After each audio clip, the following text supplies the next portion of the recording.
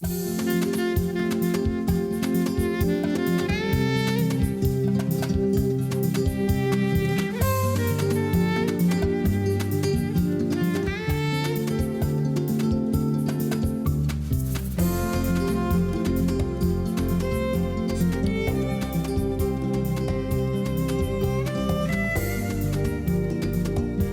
tal? ¿Cómo le va? Muy buenas noches.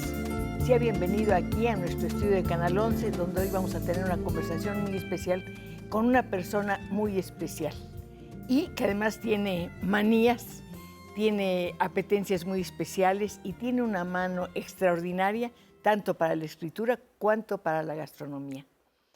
Déjeme compartir con usted una noticia muy bonita. Salió el lunes. Hacía mucho que no recibíamos una buena noticia que nos entusiasmara verdaderamente.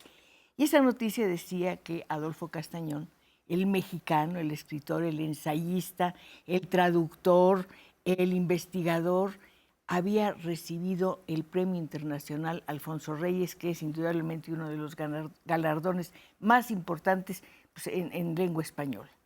Me dio gusto y pensé, bueno, si es lunes y faltan unos cuantos días para el viernes, ¿por qué no invito a Adolfo? Y le expreso el afecto, bueno, le reitero el afecto que siempre le he tenido, el respeto que siempre le he tenido y, por supuesto, mi admiración.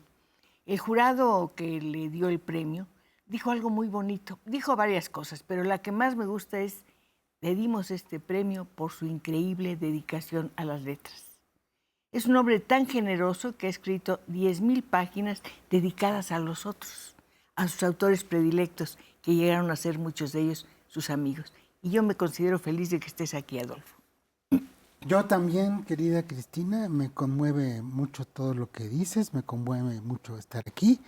Te agradezco la llamada y me agradezco la posibilidad de haber venido atravesando la locura de ciudad. Sí. Y le agradezco a Alfonso Reyes y al jurado y a la Sociedad Alfonsina que pues hayan pensado en darme esta,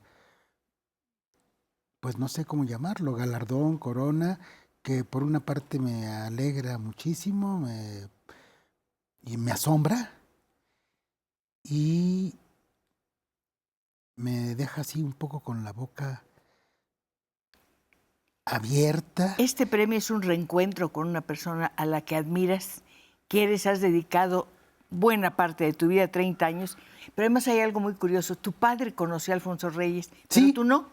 exacto. Bueno, es que como somos amigos y me has leído, y mi padre, Jesús Castañón Rodríguez, tomó cursos en 1949, el curso de invierno de la antigua retórica en lo que era pues, la Facultad de Filosofía y Letras en Mascarones.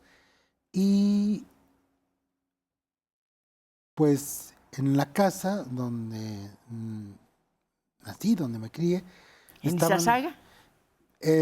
No, ya eso fue, bueno, estaban en Izazaga hasta 1950, estuvimos en Izazaga hasta 1959, pero a partir de 1959 vivimos con mi madre, doña Estela, mi hermana Margarita y yo en la colonia Educación, y desde 59 ahí estaba esa casita, y en esa casita estaba la obra completa de Reyes, que se iba editando poco a poco. Estaban los libros sueltos de Reyes y estaban muchos de los libros de la generación del Ateneo. Entonces yo en realidad como que percibí esos bultos, esos libros, y mucho más tarde me di cuenta de que en realidad pues esos libros eran en cierto modo, iban a ser, eran míos. Y cuando falleció don Jesús, dimos toda la biblioteca de él, que era importante, de unos 30,000 volúmenes, al Instituto de Investigaciones Jurídicas, y él tenía una pasión por el derecho, pero en particular por Maquiavelo. Tenía una pared de puro Maquiavelo. Y en esa pared de puro Maquiavelo estaba la primera edición de Bolonia, el Maquiavelo anotado por Napoleón, ¿Y cómo pudo tu padre hacerse de esos libros? Pues poco a poco, en ese México de los años 30, Él 40. trabajaba en la Secretaría de Hacienda, en el boletín, ¿no? Trabajó en el Boletín Bibliográfico Sí. de la Secretaría de Hacienda y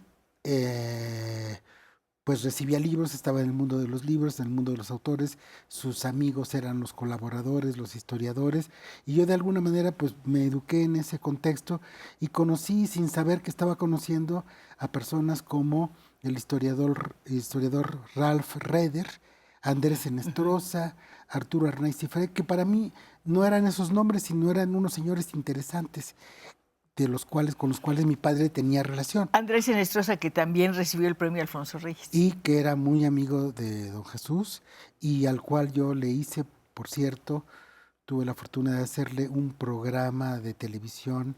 En aquella serie premiada, ¿no? No, para la Casa Lames, un programa que no salió mucho, un largometraje sobre Andrés Enestrosa.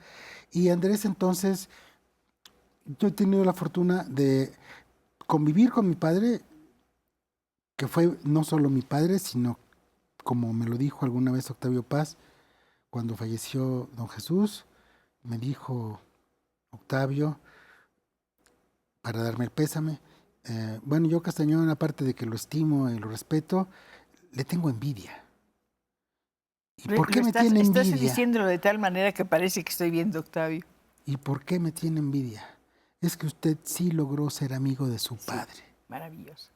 Y entonces eso estableció ya más adelante una relación particular entre Paz, que nació en 14, y Castañón, que nació en 52, pero cuyo padre había nacido en el 16.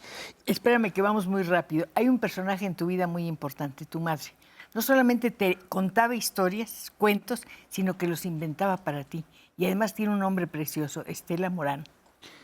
Bueno, muchas gracias por regresarme a mi propia raíz. Estela Morán de Castañón, Estela Morán Núñez,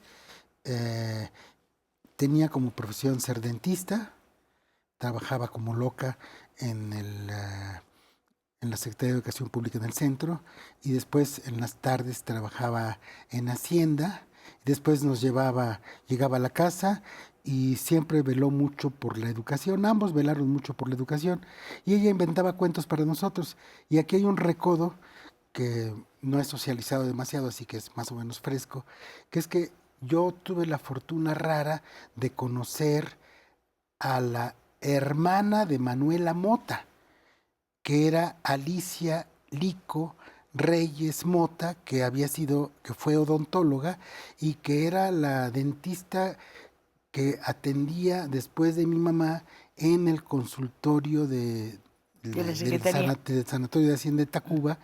Y de hecho, la primera conferencia que yo di sobre Reyes en el 73, 74, la di en la capilla de la Secretaría de Hacienda y yo la invité y ella pues esbozó una sonrisa que yo no interpreto hasta ahora, si era nostálgica, pero me dio mucho gusto, me da mucho gusto cómo las señales de la vida me van poniendo cerca de personas que estuvieron cerca de Alfonso Reyes, a quien no conocí, pero que a fuerza de estar cerca de él, de su mundo, en cierto modo, pues siento que lo tengo fresco. Una de las personas que conoció a Reyes fue José Luis Martínez, de quien estuve cerca, otra Octavio Paz, de quien estuve cerca, y otra José Emilio Pacheco, que de hecho debo decir que José Emilio fue una de las personas que me regaló un libro que todavía tengo, que es el libro de Bárbara Bocuse Aponte, Alfonso Reyes en Spain, que estaba dedicado a José Emilio y me lo prestó y me dijo, tú tienes que leer esto. Y pues lo leí y unos meses después se lo regresé y me dijo, no, ya me dio otro, así que quédatelo. Yo te quiero decir que en estas conversaciones de los viernes participan de una manera muy intensa nuestros amigos que nos ven y nos acompañan todos los viernes. Insisto en el día porque es un día muy importante para mí. Espero que lo sea para usted también. Hoy tenemos la fortuna de entrevistar pues, a una persona dedicada a las letras, pero además una persona que tiene los pies en la tierra y a quien yo llamo, y no se lo digan, el buen ladrón. Y les voy a decir por qué. Es famosa la historia o miles de historias de personas que van a las librerías a robarse los libros. No, él va a llevarles libros a las librerías. Sí, ¿Quieres es cierto. decirnos desde dónde agarraste esta Bueno, yo manía? inventé esa institución que se llama el antirrobo. Claro. Entonces, digamos que escojo un libro. Por ejemplo, Vamos a decir que yo escojo la Sí. antología de Alfonso Reyes y Sí, Francia que acabo sí. de hacer. Eso no lo he hecho todavía así, pero lo prometo hacer. Y entonces entro a la librería. No te ven sospechoso. No, póngale aquí la etiquetita, no sé qué. Sí. ¿no? Y entro y busco dónde estaría situado el libro y después voy y lo pongo en donde está, en donde le tocaba. Y entonces así he restituido muchos libros que regresan a la circulación, digamos, del torrente intelectual y afectivo de ¿Alguna vez te México. has robado un libro? No. Bueno, sí, a ver, pero no, es una cosa curiosa. Yo no me he robado nunca un libro en lo personal, pero hubo una persona que se llamaba Fernando Esquivel, la mariposa negra, que era anarquista, gay, que robaba libros por encargo.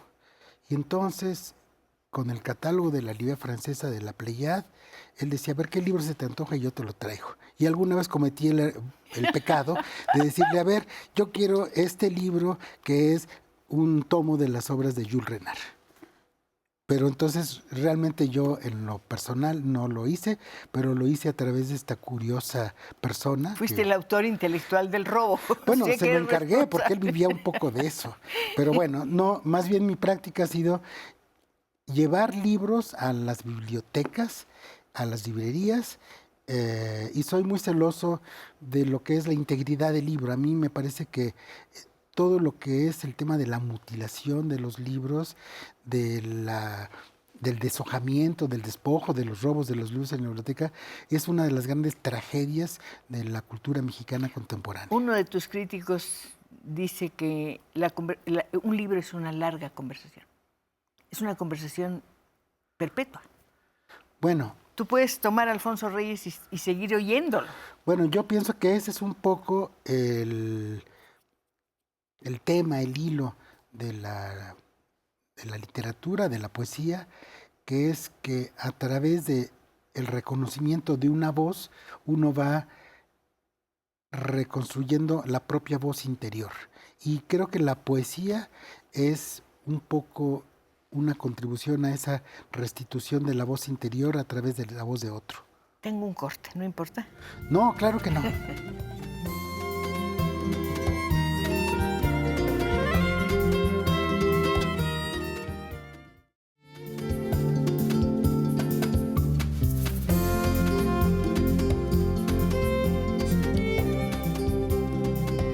El lunes se anunció que nuestro invitado de hoy había recibido el Premio Internacional Alfonso Reyes. Hoy lo tenemos aquí. Podemos hablar con él de muchísimas cosas. Es un hombre que ha trabajado en el Fondo de Cultura Económica, en Plural, en Vuelta, en Tiempo Libre. ¿En dónde no has trabajado? En Siempre. En Siempre, sí. Bueno, empecé a escribir con el Suplemento de la Cultura de México con Carlos Monsiváis. Y además Carlos ha sido un personaje muy importante para ti y le has dedicado un libro maravilloso. Sí, y de hecho Carlos es el responsable de Sí. que yo me haya embarcado en esto, que es la antología Visión de México, porque, bueno, ya que estamos en Carlos, en el Suplemento de la Cultura de México, Era jefe de tenía redacción. una política editorial y entonces en algún momento dado nos encargó a distintos de los miembros del equipo, a Jorge Aguilar Mora, a Octavio Paz, a José Joaquín Blanco, José Vasconcelos. ¿José Vasconcelos? Sí. ¿También? Tiene un libro que se llamaba José Vasconcelos, que salió de ese ensayo. A Evodio Escalante, José Revueltas. Les encargó. Nos encargó. Sí. Y entonces, pues resultó que no había quien se hiciera cargo de Reyes y aparecí yo y fue muy afortunada esa selección para mí, porque a partir de ahí mi primera lectura de las obras completas de Alfonso Reyes, que fue en el 77, 78, la hice gracias a Carlos. En las que colaboró muy ampliamente otro gran poeta nicaragüense que recibió el premio, Ernesto Mejía Sánchez. Bueno, él hizo muchos tomos, se dedicó. no, bueno, es que Alfonso Ernesto Reyes. es básico. Qué bueno que lo traes a la mente. Sí. A Ernesto Mejía Sánchez está dedicado este libro Pues me eterno parece muy justo mío. porque es un poeta extraordinario. Él fue el editor de las obras completas de Reyes cuando falleció Reyes. Era un erudito que se sabía de memoria a José Martí, a Manuel Gutiérrez Nájera, que sabía cosas rarísimas de Pablo Neruda, Y era amigo de Martínez Darío, Rivas y era de amigo de Ernesto Carlos Cardenal, Martínez que Ríos. llegaba a su casa. Sí, y era una persona simpatiquísima, chispeante, le decían el cocoliche. Yo era su alumna y su secretaria. Imagínate, tenía yo muy poca edad. Y era muy un difícil. espléndido poeta. Era un autor de unos prosemas, de unos pequeños poemas en prosa. ¿Cómo se llama el libro? ¿Iluminaciones Europeas? ¿Cómo se llama? No, se llama Recolección del Atardecer o Al Atardecer y está publicado por Joaquín Mortiz. Y tiene una obra dispersa en revistas sobre estos autores que he mencionado. Y era un buen maestro. Que algún día habrá que recoger. El admirable, queridísimo Cocoliche Ernesto Mejía Sánchez. ¿Por qué le decían Cocoliche? Por la calva, porque era calvito y le podían agarrar el coco. Yo no me hubiera atrevido jamás. Me entusiasmaba mucho trabajar con él, verlo escribir. Es que para mí Ernesto Mejía Sánchez empezó siendo simplemente un señor calvito que era amigo de mi papá y después resultó que era mi maestro y después fue al que le fui a buscar las obras de Reyes cuando ya se iba Ernesto para el tomo 22 y las iba a retomar José Luis Martínez. Y luego tú seguiste con eso. Bueno, de alguna manera, pero fue un momento muy dramático cuando yo llegué a su casa vacía y ya solo estaba el cajón con las cosas de Reyes y él estaba a punto de irse a Yucatán, a Mérida, donde fallecería. Y ahí me encontré con nuestra queridísima y admirada, y qué bueno que la recordamos, Margarita Peña, que también lo fue a visitar de casualidad ahí.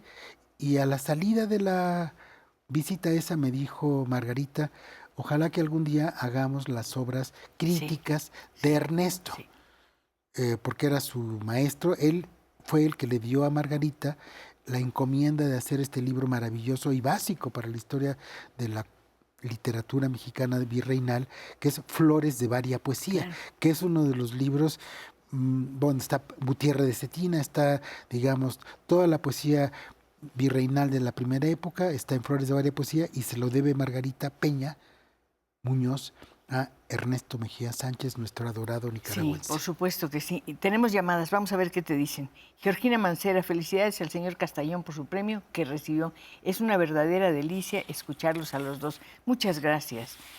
José Salvador Alejandro, felicito a la señora Pacheco por el programa de hoy y su invitado. Respecto a las letras, a veces nos falta saber más para que entre nosotros nos entre el gusto por leer. Yo sí creo que es muy importante familiarizarte con los libros de cualquier manera, entre más chico mejor, aunque no los leas, tenerlos cerca. Bueno, yo creo que una conversación como esta que estamos teniendo el día de hoy, querida Cristina, y qué bueno que está este programa, es una forma, digamos, de acercarse a la literatura, porque lo que está adentro de la literatura, del ensayo, de las cartas, de la poesía, es la conversación. Es lo que más vale. Hay una cosa muy importante.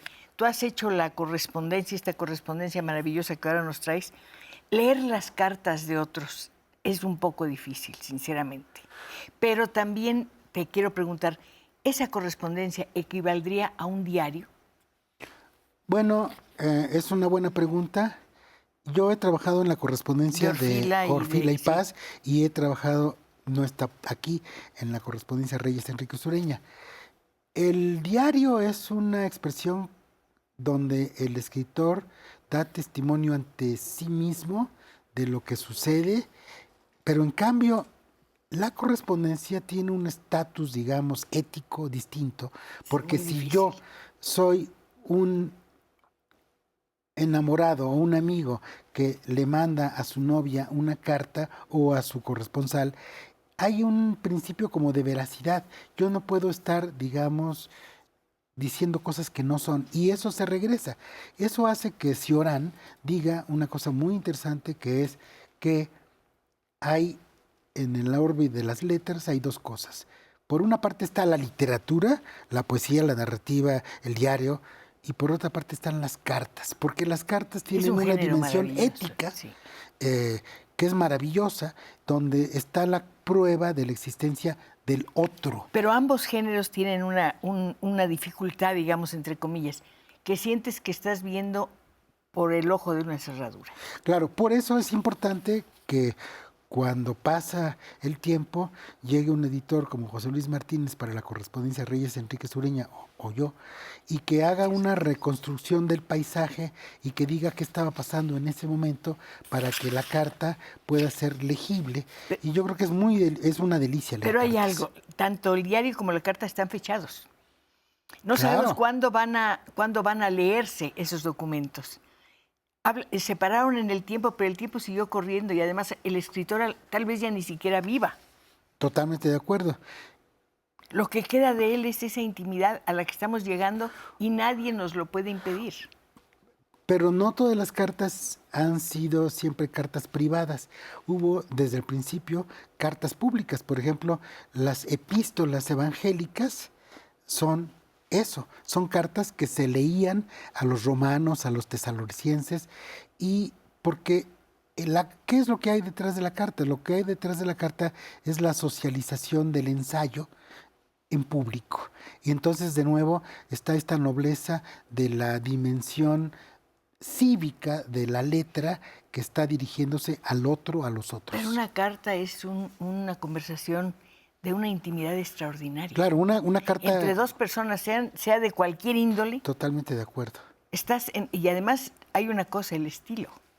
Bueno, por Una ejemplo, carta puede tener estilo, un diario por supuesto que tiene estilo. las cartas, por ejemplo, entre Franz Kafka y Felisa Bauer, que nos enseñó también a leer Chema Pérez Gay, son unas cartas de una estremecedora veracidad, porque ellos se están desgarrando, se están diciendo, se están abriendo uno al otro, y de pronto esas cartas llegaron a nosotros, y el que las recibe y que realmente se zambulle en ellas, pues también tiene que de alguna manera convertirse en una especie de confesor de esos dos. Y luego las cartas ay, espérame, Juan Ramón Jiménez. Ah, bueno. Que son cartas de amor maravillosas. Bueno, es que Juan Ramón era un...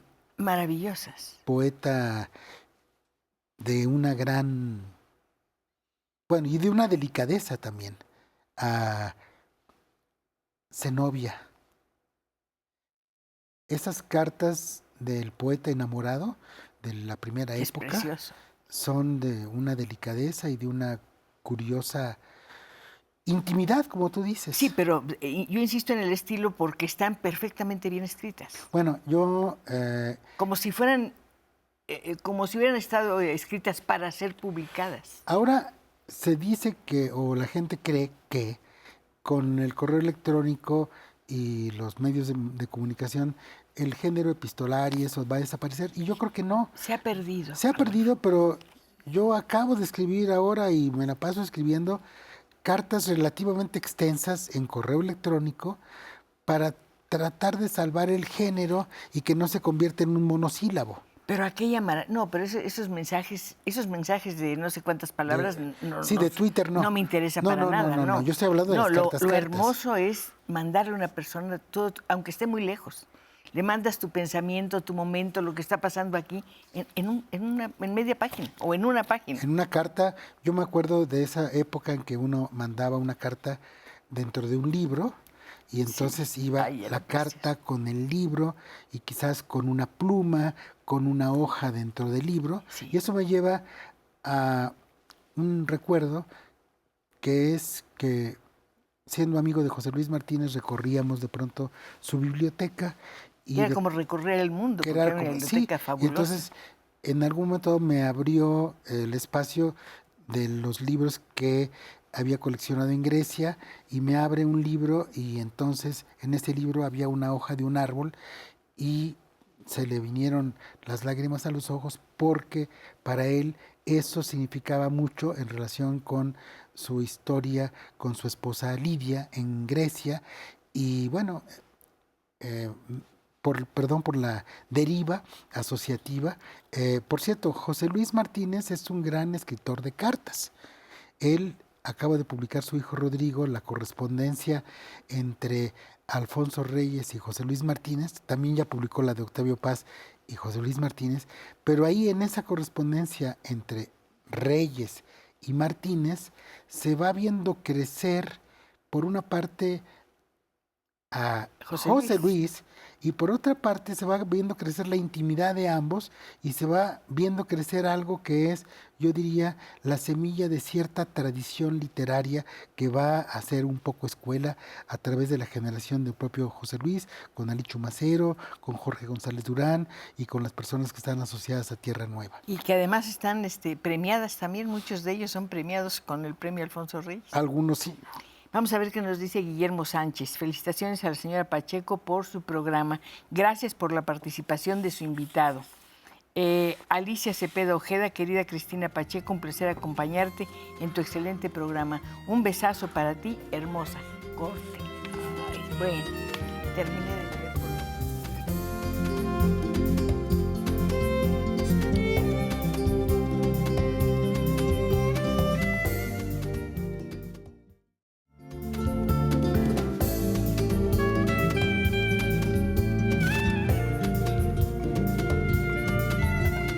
Qué alegría, qué gusto que acepten nuestra invitación a entrar aquí a nuestro estudio de ustedes y nuestro, a través de nuestras líneas telefónicas.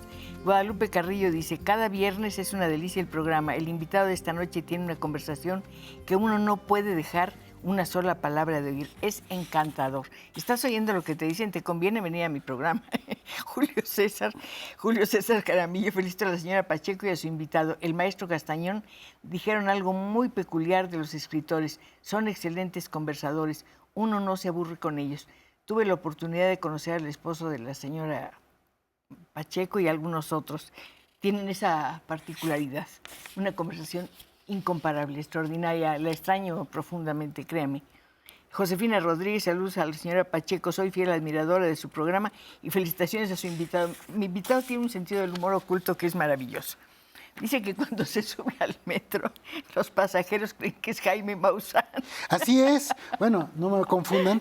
Y tengo o cuando tomo gasolina, de pronto tienes la dicha de que te digan, me dicen, Jaime. oiga, usted no es, no. O me interponen en la calle, me voy a tomar una foto con usted, es que usted es Maussan. Le digo, no, la verdad, él, yo sí sé que me confunden con él, pero yo creo que a él no lo confunden conmigo. No sé, pero es muy gracioso. Además es gracioso que las personas te den el asiento en el metro porque creen que eres él. Pues bueno, eso es lo que yo de pronto supongo. Es algo fantástico todo lo que él maneja y a ti te encanta la literatura fantástica. Es más, de hecho, bueno, tengo entendido que en tu portafolio, que por ahí anda y ahorita lo vamos a ver, siempre cargas algunos libros. Sí. El cuento fantástico era un tomo, en una de las veces que supe. Sí. Los ensayos de Riquer y un libro de Borges. Bueno, ahorita traigo el libro de Antonio Machado, de Juan de Mairena, y ya no sé qué otra. Bueno, traigo varias revistas francesas, porque ese es otro lado, el Nouvel Observateur, y traje pues una cantidad de libros, pero feliz. En mi portafolio sí traigo otros más. Pero sé que traes una bolsita ahí atrás. Ah, es cierto. ¿Qué traes ahí? No traigo libros. ¿La traes siempre? Sí, siempre la traigo, me voy a quitar. A ver, es que aquí viene mi amuleto. ¿Tu amuleto? Ajá. Te voy a enseñar mi amuleto. Espero que sí aparezca. Sí, porque yo hoy lo saqué en la mañana. ¿Eres supersticioso? Mucho. A ver, le enseño al público mi amuleto. A ver si le da cámara. No sé si la ven. Sí. No sé si la es pueden una ver moneda, de cerca. ¿no? ¿De Octavio Paz? Es una moneda de Octavio Paz. De 20 pesos. De 20 pesos. Traigo 3, pero solo saco esta. De otras No. tres de él. Sí, 3 de Octavio. ¿Por qué te acompañas por esas monedas? Pues siento que es una, digamos, protección. Bueno, me siento amistad, seguro. Claro. Me siento seguro. O me gusta simplemente. Y ando cargando aquí mis cositas y traigo mi teléfono celular, el dinero, etcétera. Y a veces hasta un libro que cabe aquí. Ahorita no traje libro, pero a veces los libros pueden caber aquí. Por ejemplo, volviendo a tu premio Alfonso Reyes, tú decías que Alfonso Reyes es un milagro en la literatura mexicana. Bueno, Es el milagro en la eso también lo ha literatura. dicho Gabriel Said de Y Octavio Rubén Paz. Darío no es un milagro en Es la que yo literatura creo que los hispanoamericana. grandes escritores son milagros, que son geysers de la armonía, que pueden ser Rubén Darío, pueden ser Octavio Octavio Paz, Paz, puede ser Carlos Carlos Fuentes. Fuentes, José Emilio Pacheco. Y esos personajes son personajes que le dan sentido al mundo y que quedan ahí perdurables. Y uno de ellos es Alfonso Reyes y otro es Pedro Enrique Sureña, que es más seco. Pero me gustaría, aunque fuese un, es una superstición, que si estamos hablando de Alfonso Reyes, le demos un poquitito la palabra a él, Por supuesto. como darle, digamos, su lugar al invitado. Entonces, y eso nos lleva a la conversación. Hay un poema de Alfonso Reyes que escribió en el 46 que se llama San Ildefonso. También Octavio escribió el Y nocturno por de San eso Ildefonso, Octavio escribe que el es nocturno maravilloso. de San Ildefonso, que el texto de Octavio es en cierto modo una reescritura de este. El encuentro del viejo con el adolescente en el patio de la escuela Que es maravilloso. donde se Era educaron. maravilloso. Y entonces dice Reyes una frase: tal vez no fui dichoso, pues contemplo con dudosa mirada las cosas del recuerdo, las calles familiares, los patios coloniales, la luz que ríe desde las ventanas. Tal vez no fui dichoso, yo era otro, siendo el mismo, yo era el que quiere irse. Tal vez no soy feliz si me detengo, a pesar de los hábitos sencillos y del quieto reclamo de los libros. Tal vez tengo que andar. Solo hay un término en la muerte y en tanto, adiós. Es una maravilla y qué bueno que lo has recordado. Es que traer, digamos, a esta voz de Reyes nos remite a la voz de Octavio Paz en el nocturno de San Ildefonso y a esto que es algo que es, yo creo que central en la idea de la literatura y de la tradición. Aquí hay un tema en el cual un escritor, Octavio Paz, reescribe, imita, si ustedes quieren, plagia, un texto de otro. Y yo creo que en la cultura mexicana, y eso lo vio muy bien Alfonso Reyes, lo vio muy bien Octavio Paz, lo vio muy bien José Emilio Pacheco, lo ha visto muy bien Eduardo Lizalde, hay una reescritura continua de los poemas dentro de la misma tradición. Entonces, Reyes se la pasa reescribiendo, digamos, a algunos autores mexicanos como pueden ser Justo Sierra. Paz se la pasa reescribiendo a Reyes y a Villaurrutia, y ahí me puedo seguir. Lizalde reescribe a los momentos grandes de la literatura ¿A eso mexicana. se le puede llamar tradición? Y eso es tradición, digamos, ir a situarse, a ir a meterse en las plantuflas del otro, a ver si le queda. ¿Un traductor no es aquel que se mete en las pantuflas de otro? Pues yo diría que un poco sí. Y en cierto modo es un reto hacerse chico el pie o hacérselo grande. Sí, y es muy difícil. Saber un poco alcanzar ese espacio, ese lugar del canto, que diría José Ángel Valente, desde el cual se articula esa posibilidad de la palabra que es al mismo silencio, que es al mismo tiempo silencio, que es al mismo tiempo contemplación, que es la poesía. Per me si va nella città dolente, per me si va nell'eterno dolore, per me si va tra la perduta gente, giustizia mosse il mio alto fattore, fatemi la divina potestà, la somma sapienza, il primo amore, dinanzi a me non fu cose create se non eterne, e io eterna duro, lasciate ogni speranza, voi che entrate. El Dante. Ese texto del Dante ha sido escrito y reescrito a lo largo de la historia, y la reescritura de los textos básicos es, en cierto modo, el testimonio de la tradición. Yo quiero que ustedes colaboren en esta conversación, quiero que participen en ella, porque hay muchas que preguntarle a un hombre que pues realmente ha tocado todos los registros de la palabra escrita. En la traducción es muy distinguido. ¿Una traducción tiene que ser literal o el traductor tiene derecho a traicionar, entre comillas, al escritor? Bueno, tiene la necesidad de traicionarlo para aclimatar dentro de la lengua a la que llega. Es decir, hacerlo posible en el espacio de la lengua de llegada. Cuando Fray Luis de León está traduciendo el Cantar de los Cantares, tiene que ser absolutamente cuidadoso de no perder el número de palabras, pero también de no perder el ritmo, la entonación, la temperatura.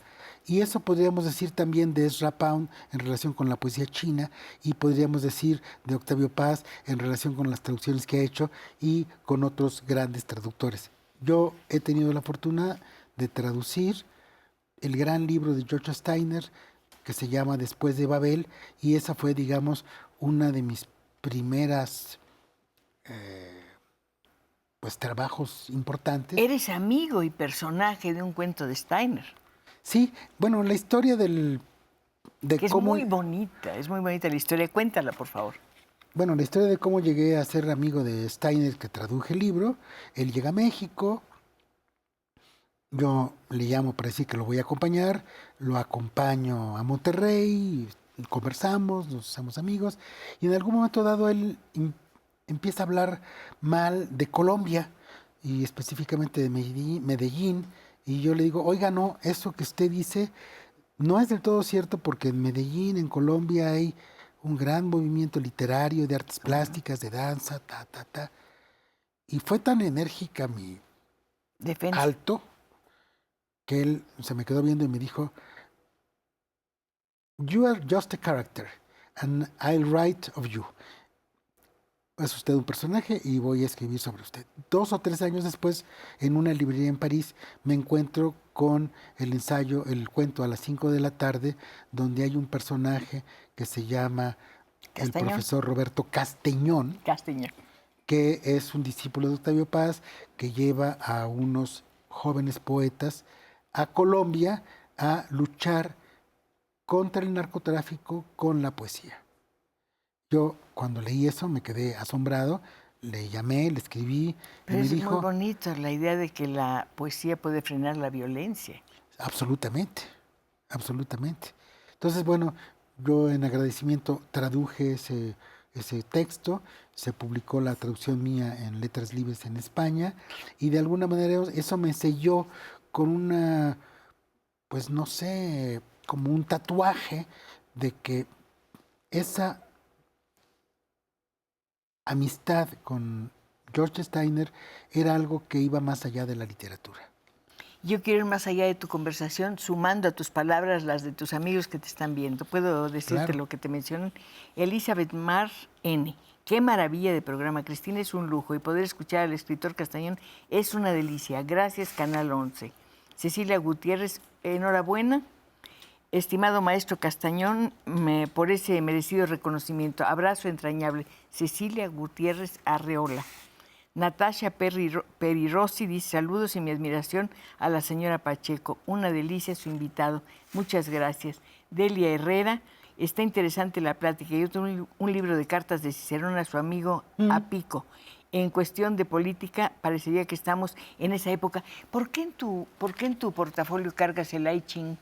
Bueno, hoy no, pero no, lo cargas. Y lo leo con alguna regularidad. ¿Por qué? Bueno, es un libro... Tengo que ir a un corte. Engarrótaseme aquí.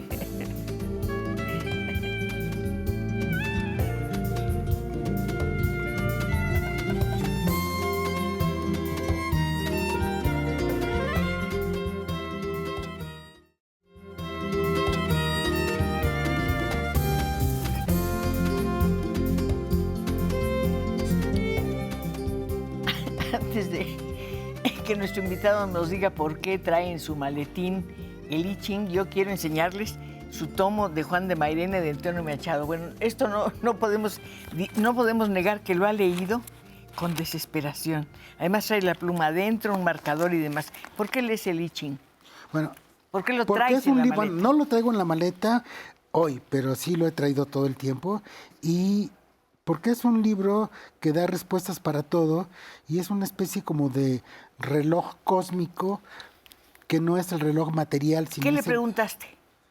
¿Qué le preguntas? ¿Acerca de qué? ¿De la literatura, de tu futuro, de tu destino? o del clima, cómo va, que va a ¿Cómo llover haces para mañana. que te dé la Lo abro al respuesta? azar. Yo creo mucho en el azar. ¿Es una especie de poetomancia o algo Sí, de así? poetomancia, sí, sí, sí. Y yo, bueno, es que, ¿dónde está? Ya tenemos la mesa llena de libros, ¿Dónde en un está? desorden absoluto. Tienes una... No. Sí. El gran responsable de que yo haya empezado a leer el I Ching se llama Octavio Paz, porque en Poesía en Movimiento él hace toda una lectura de la poesía mexicana y de los poetas mexicanos en función de ese libro misterioso. Y resulta que este libro es un libro cuya lectura, después lo he reconstruido, hereda de, por un lado, John Cage y toda su visión aleatoria, y por otra parte, que había estado muy de moda en Francia y en Inglaterra después de la Segunda Guerra Mundial, gracias al psicólogo Carl Gustav Jung. Y entonces, el I Ching, ¿qué es el I Ching? El I Ching es como una especie de centurias de Nostradamus, de profecías, Profecías. pero las profecías que da el I Ching son en cierto modo unas profecías que no están ancladas con ningún referente histórico, sino que tienen que ver con los grandes ciclos del tiempo, del viento, de la lluvia, del terremoto, de las pasiones públicas, y en cierto modo es un libro que ha tardado cientos o miles de años en hacerse, y hay muchas ediciones de I Ching. Yo tengo pues una pequeña colección. ¿Cuál es No, la mejor edición? bueno, la mejor edición es la más actual, es la que publicó la editorial Atalanta, que dirige Jacobo Ciruela, pero antes yo me había casado con la edición de Richard Wilhelm, que tiene el prólogo de Gustav Jung, y esa, digamos, es la edición que he leído toda la vida, pero es como muy eh, gorda y no se puede, No te cabe en la maleta. no cabe en la maleta. Y el libro está enunciado siempre en forma de versos, que es una cosa muy importante y muy interesante que le permitió a Octavio Paz, en cierto modo, hacer una o desglosar una poética de la literatura mexicana, un hilo conductor de la literatura mexicana a partir de las enseñanzas o de los versos de este libro milenario que es el I Ching, que es un libro que no solo me ha acompañado a mí, acompañó a Octavio, pero también a muchos surrealistas y a muchas personas en el mundo hispanoamericano. Hablando de libros así que te cambian la vida después de leer todo el tiempo, El Quijote, tú hiciste un trabajo sobre Alfonso Reyes y El Sí, Quijote.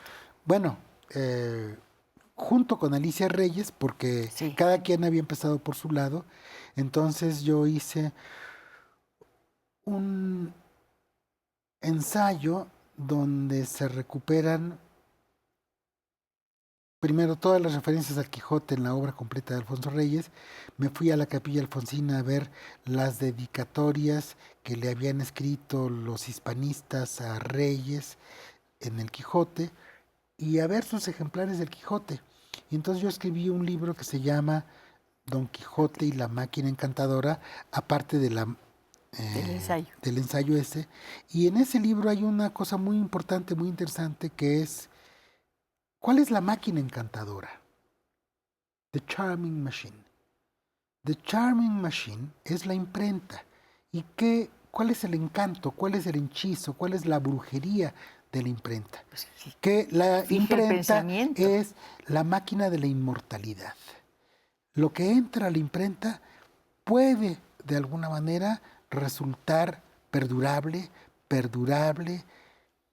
compacto y atravesar el tiempo. Y eso es lo que hace inconscientemente que muchos queramos estar de alguna manera embalsamados dentro de las portadas de un libro. Y el Quijote es uno de los grandes momentos en los cuales el propio Quijote, el personaje Quijote, descubre que su historia que contó en la primera parte está siendo contada por un falso Quijote en la segunda, y entonces está haciéndose una reimpresión del Quijote, y entonces él pues casi se desmaya, y como dice Carlos Fuentes, en ese momento nace, cuando el Quijote lee las pruebas del Don Quijote en la segunda parte en la imprenta de Antonio Moreno en Barcelona, nace, dice Carlos Fuentes, la novela moderna, y es cierto. Y ese momento es un momento de una gran solemnidad, porque es el momento en el cual, de alguna manera, la literatura se muerde la cola, se ve al espejo, y corresponde ese momento del Quijote con el otro momento en la pintura de las Meninas, donde vemos aparecer en el fondo del cuadro, detrás de las niñas, Al pintor. al pintor. Al pintor reflejado en Al un pintor espejo. reflejado en un espejo. Es como si en este momento pudiéramos tener la posibilidad de que el espectador que nos está viendo pudiese estar aquí y nosotros platicando con él, como en cierto modo sí sucede, porque ese es un poco... La televisión también es por eso una máquina encantadora, y es una especie de enjambre de sueños que nos capta la atención y nos hace prisioneros y cautivos de su cárcel de luz. He leído algunas cosas que han dicho acerca de ti y cosas que has comentado tú de ti mismo en algunas entrevistas y demás. Nunca haces alusión a la música, por lo menos yo no he encontrado una referencia. Sí, tengo un ensayo, bueno, Quiero conocerlo. que se llama Kafka y la música, Ajá, Kafka y la música. que está publicado en La Gruta, tiene 2 entradas. Mi hermana Margarita Castañón es música, es guitarrista. Es cierto que no me he, digamos, soltado a escribir sobre música, pero me gusta mucho escuchar música. Tengo una discoteca clásica y de música latinoamericana. Entre los apoyos literarios, entre las presencias literarias que citas, no encontré a Flaubert ¿Cómo no? ni a Maupassant. Yo tengo la lista aquí, no. Tengo una bueno, no he escrito un ensayo sobre Flaubert, tienes razón. Y Maupassant, Y es que la tampoco, Maison Tellier es fantástica, ¿no? Y Bola de Cebo y los cuentos. Sobre Flaubert tengo una nota que es sobre el libro de Julian Barnes, sobre el oro de Flaubert, y soy un gran lector de la correspondencia de Flaubert, al que considero un escritor mayor, en el cual se da el tránsito de una época a la otra, y que pues siempre hay que volver a Flaubert. Y Maupassant es, por otra parte, el gran inventor de la forma breve, de la forma concisa y de la capacidad de captar en un espacio reducido el terror. Bueno, Estela Orlá. El terror. Acuérdate que terminó el terror. muriendo loco, ¿no? Sí, sí, sí. Ese cuento, Bola de Cebo, yo creo que tendría que ser una lectura obligada. Como de Flaubert, Felicidad. Y el tema, nos regresa al tema de la traducción. Para poder leer a estos autores hay que tener buenas traducciones y buenos traductores. Bueno, yo tengo que decirte lo que te dicen tus amistades. Carla dice, es muy interesante la conversación con Adolfo Castañón. Sería un honor tenerlo algún día en la Escuela Nacional de Lenguas, Lingüística y Traducción de la UNAM. Es increíble la pasión que tiene por las letras, sí. Es un hombre de letras y para las letras. No, bueno, estás gracias, hecho de Carla. Letras. Alicia Padierna, quiero saber si el maestro Castañón da conferencias. Bueno, a veces, pero no, lo mío no es dar clases. Mar Beltrán, saludos y felicitaciones a al señor Castañón. Claro, Mar, si no me recuerdo mal, es una de las discípulas de la Capilla Alfonsina con Alicia Reyes, entonces le mando un saludo muy afectuoso a Mar Beltrán, que es poeta. Creo que acaba de prologar un libro de ella, Fernando Corona, y entonces para que vea que sí la conozco. En la vida de muchos nosotros hubo, por lo menos en una etapa de nuestra vida, cuando dependíamos mucho de nuestra familia, nuestros padres y demás, libros prohibidos. ¿En tu caso ocurrió eso? Sí. Libros que ponían más arriba en el estante para que no los alcanzaras. O escondidos, sí. ¿Cuáles eran los libros prohibidos? Bueno, por supuesto, los libros de Sade, y... Las 1001 noches, ¿no? No, ¿No? pero los libros de Sade sí, y los descubrí y los leí y me atormenté con ellos. O sea que los libros prohibidos son un estímulo también. Sí. ¿Y qué tiene que ver el libro prohibido, la escritura y la cocina? Bueno, ese es otro... Además eres un gran cocinero, todo el mundo lo sabe. Bueno, yo tengo un libro de cocina que se llama Grano de Sal, Sí. donde hago fantasías en torno Y otros cristales, ya y me otros sabes, cristales, sí. porque la sal es un cristal. Sí.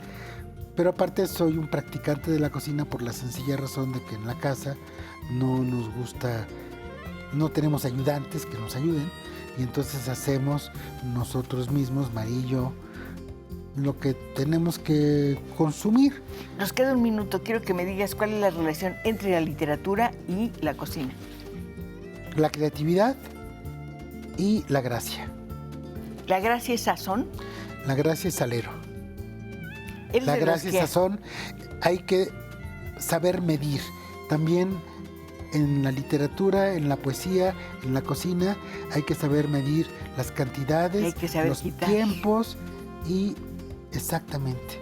Hay que saber aligerar, hay que saber quitar y hay que saber también Decir darse adiós. tiempo para decir adiós. Adol, fue un placer tenerte aquí. Espero que muy pronto nos volvamos a ver.